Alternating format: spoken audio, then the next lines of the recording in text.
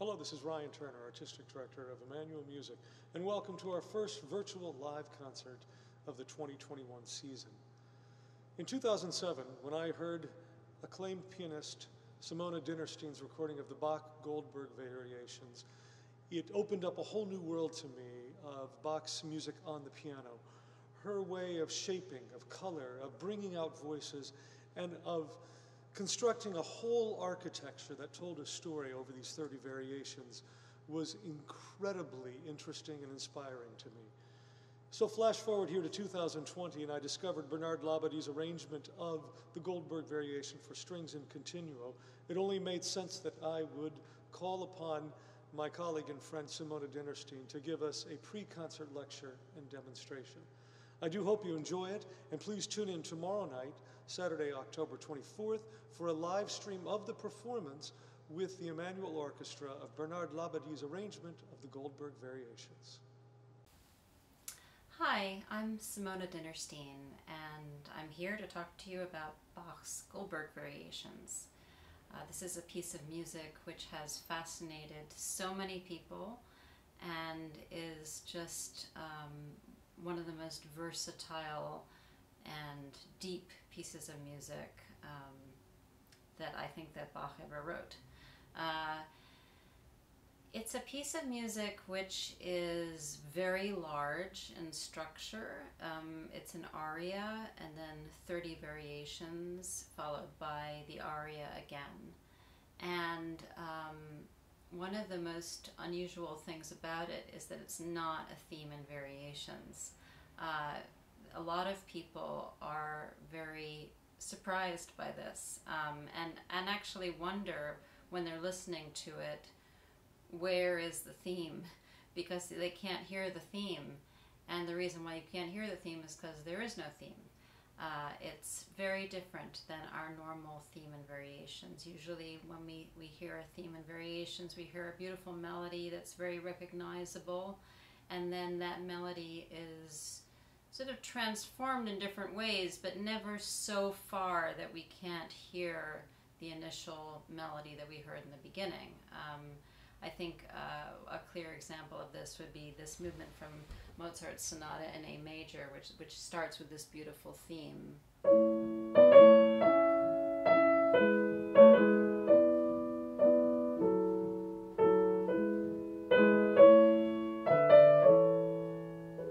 And then the variations each have a different kind of mood or a different kind of rhythmic pattern that is different than the theme, but you can really hear the theme inside it. So the first variation is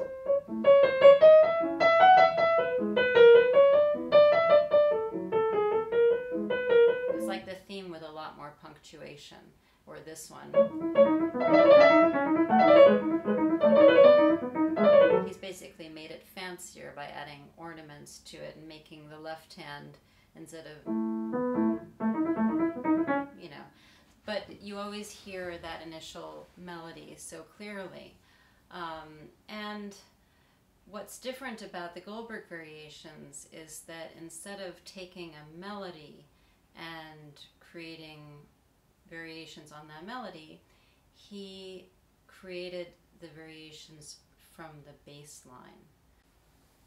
So though we hear a beautiful aria in the beginning that has a very clear melody to it, we're not going to hear that melody again until we hear the aria at the very end of the piece. So this aria with this beautiful melody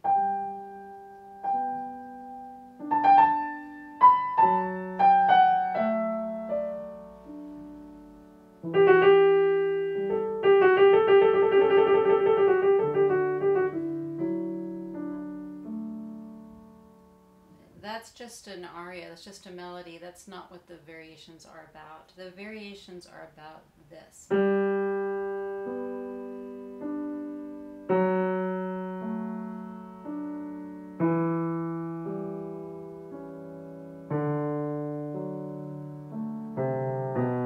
So it's that bass line, which is a very beautiful bass line.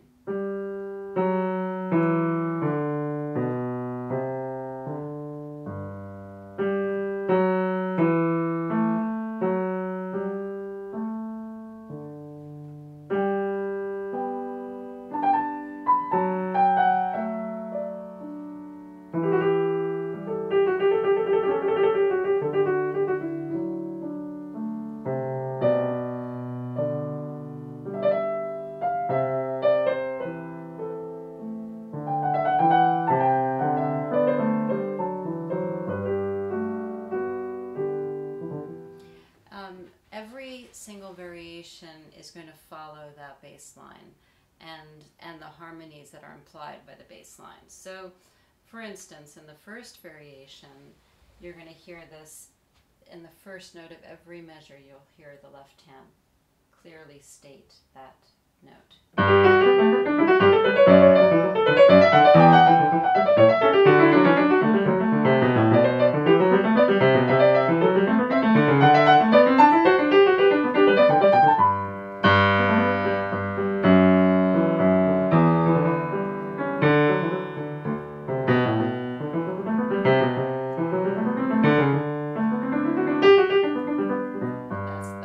That's the bass line. In the second variation, you hear it also, the first note of every measure.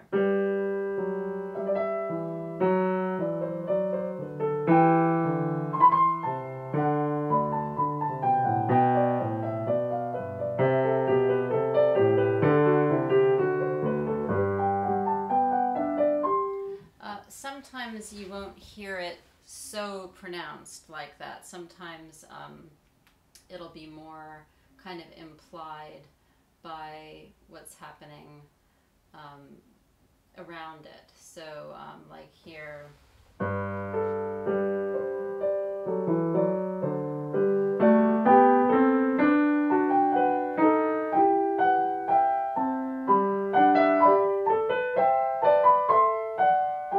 There you're not hearing it so clearly delineated, but it is underneath the notes. It's what all of those notes are traveling around the bass notes. So what I like about this is that it's almost like he created a skeleton, like a human shape. This is the shape of the Goldberg shape, and every variation is using that shape, that skeleton, to create a completely different kind of piece of music, which I think is much more interesting than taking a theme and dressing it up in different ways.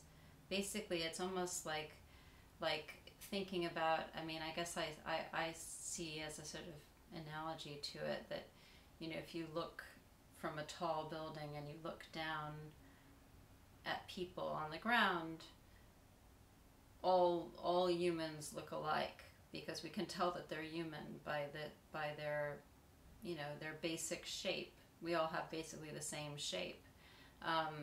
But then, you know, when you get close up, you see that every human being is completely different, even though we all have the same form.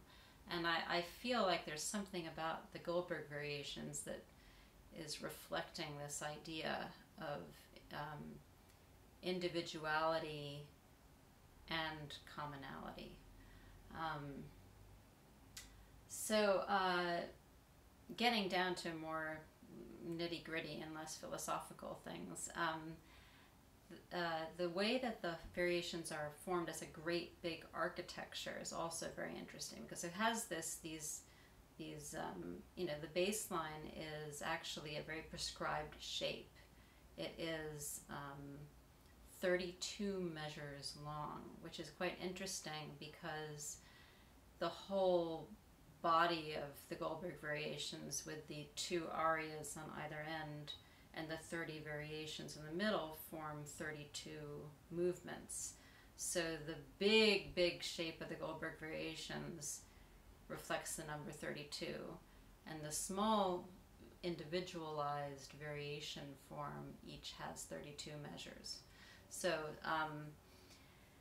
I think that that's interesting too, how he connects those 2 numbers. Bach likes to group the variations in groups of 3s. So 3 is another number that's extremely important in the Goldberg Variations. The way that he does this is that he has a variation which is some kind of characterful variation. It'll be with a different kind of compositional style. So something that is fugal, something that is like a French overture, something that's like a sarabande, so it's like a dance. He'll have a dance, or he'll have a kind of folk song sounding variation.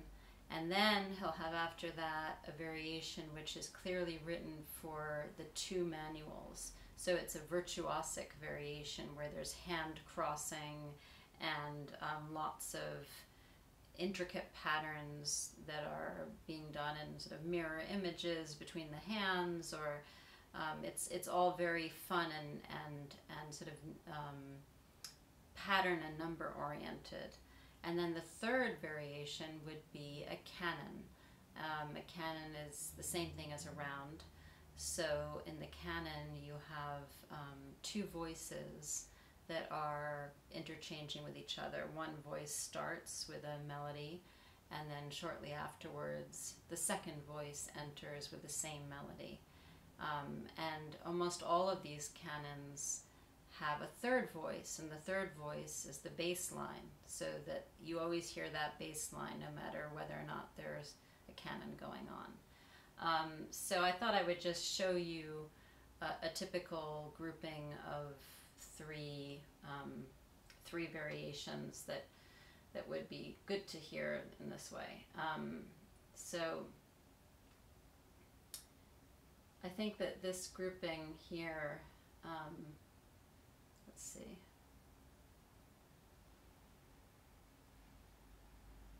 (16, 17, and 18 is a great example. So variation 16 is a variation that's done in the style of a French overture. It sounds like something that would be played by a string orchestra.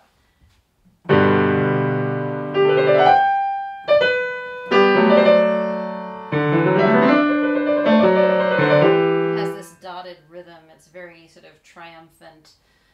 It has another little section which is kind of mini fugue.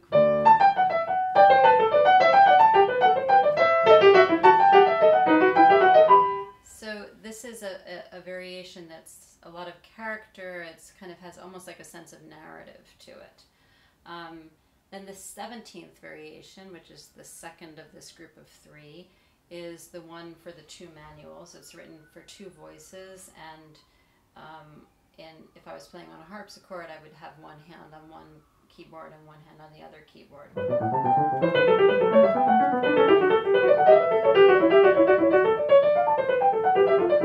It's very virtuosic. There's a lot of crossing of hands, and it's fun and it's fast, and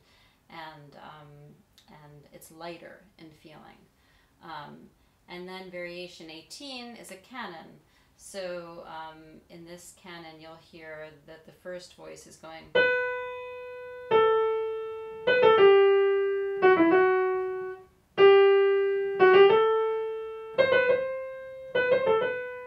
and the second voice comes in higher than that voice and does.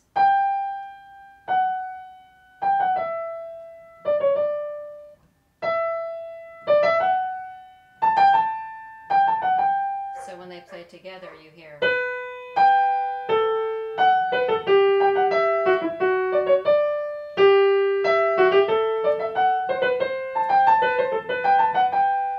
And then on top of that, he has the bass line, which is kind of slightly embellished, but you can hear the bass line.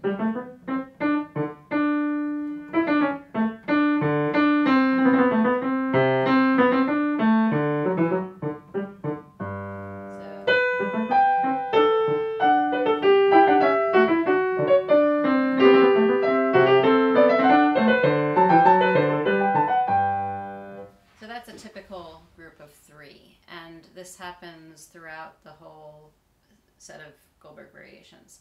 What's interesting is that he, being Bach, didn't leave it at that. So with the canons, he decided to create another structure. So he has, now you have the 32 variations, which are the big version of the 32 measures that are in each variation. You have groups of three, where every third variation is a canon, but now he's making another kind of structure, almost like a kind of type of triangle. It's getting bigger and bigger, because the first canon, which is variation 3, is a typical canon that we would sing, which is called a canon at the unison, where the first voice starts on this note and the second voice comes in on the same note. So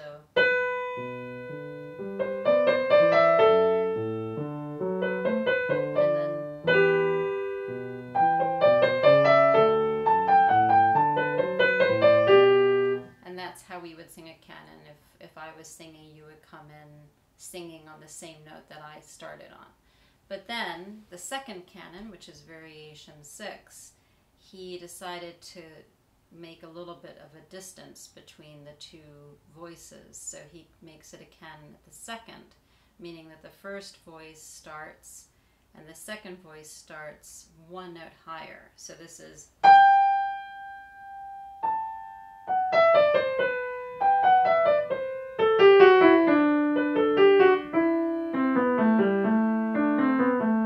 one note apart, they're one note distance apart. And then the third canon, which is variation 9, they're 3 notes apart, they're a third apart. And they keep on doing this, you keep getting one note further and further apart until they're 7 notes apart from each other, which is quite a big distance to be for a canon. It's a strange interval to be canoning at. So you have that shape taking place as well.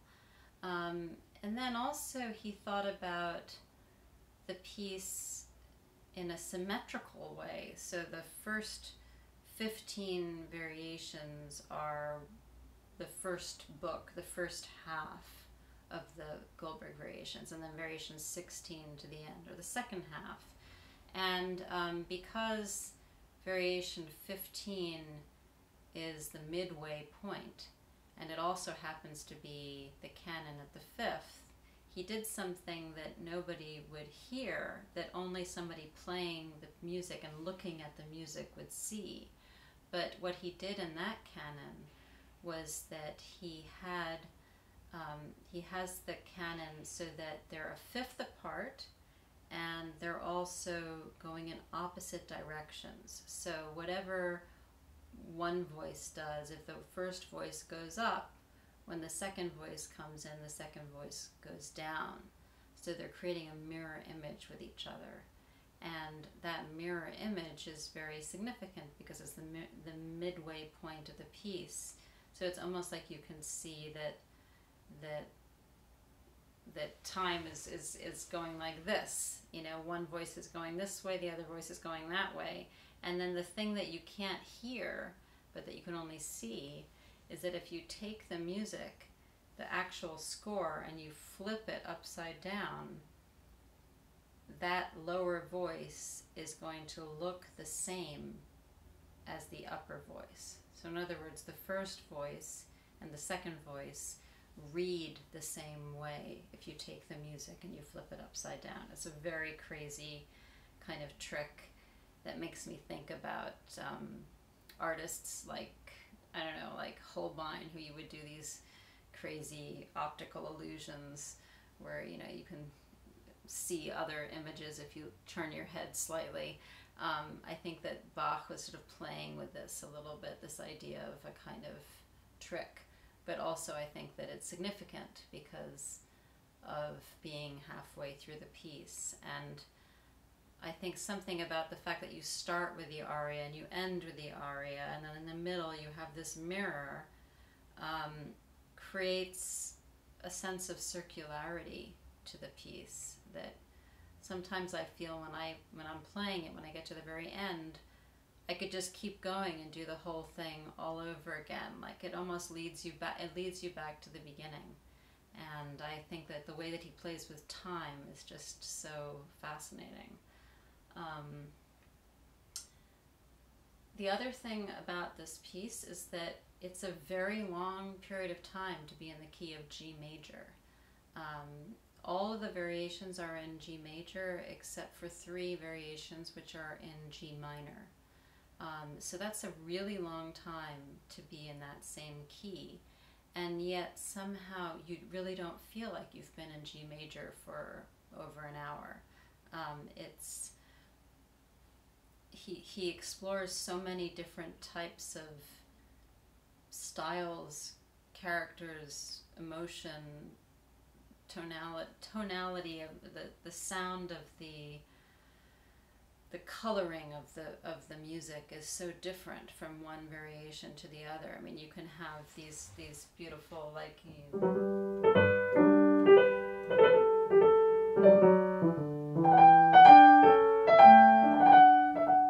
which just sounds like this beautiful sort of lilting dance, and then you can have something which is, you know, just, I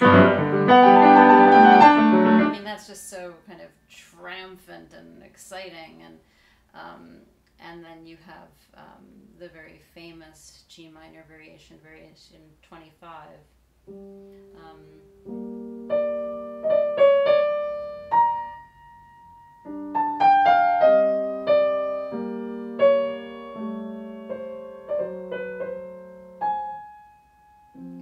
It's amazing that all of these are related through that bass line. They're so different in character and style and intent.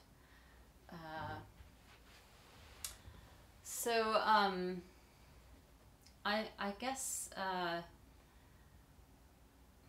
I could go into so many details about the piece, and what are some other highlights? I mean, one of the really amazing things is the very last variation, which is a quadlibet, and in that one, variation 30, you have two different themes that are combined. They're apparently two folk songs that he used, and there's some discrepancy about what they are. Some people say they're based on sort of almost like drinking songs. Other people have said that they relate to chorales. I don't know, I'm not a historian, but you can clearly hear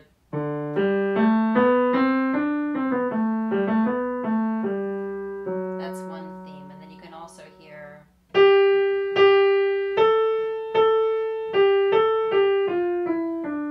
those two themes happen together, and you also have the bass line.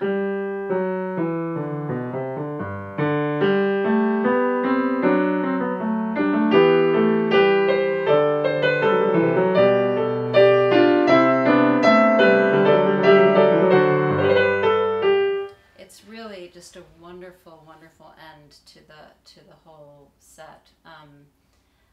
Because I've now played it with dancers, and I've done it in two different versions with dancers. I've played in Jerome Robbins' ballet version, and I've also played with a new choreographer, Pam Tanowitz, and we really created this dance together, and I worked with her and her dancers on it. I have in my head, for many of these variations, I can see movement with them, and I think that makes a lot of sense because there's a tremendous amount of dance in this piece. There are dance rhythms that are used. There's this kind of folk dance feeling in some of them, such as the quadlibet, and there's just a tremendous sense of breathing and motion in the music that is really vibrant and apparent. And it's interesting being a keyboard piece because you don't need to breathe to play a keyboard instrument, but there's so much breath in this music. I think that all of these different compositional techniques that he used and all of the many, I mean, I've just barely touched the surface of everything that's within this music in terms of what he did compositionally.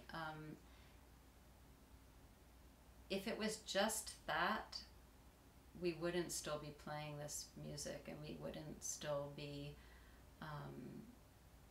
trying to reimagine it for different instruments or with dancers or in film or all the different ways that people have thought about reimagining the Goldberg Variations. It's because there's something extremely powerful about it on a different level that has nothing to do with numbers or harmonic chord progressions or bass lines. There's just something that comes through in this music which is so powerfully human, I would say, that even people that don't ever listen to classical music, if they have one piece of music that they have in their record collection that is classical, it's usually this piece. It just is something that speaks to many, many different people from many different backgrounds, and we might never get to the bottom of why that is, but I think that that's the mystery of the Goldberg Variations, and that's why it's so resonant to us. And I'm really curious to hear this performance today by Emmanuel Music, and to hear what further revelations come to light through this version for strings and continuo and what they do with it today, because what every musician does in every performance transforms this music in a very subtle way. So hope you enjoy listening to the Goldberg Variations, and hope you've enjoyed this little glimpse into the inner workings of the music.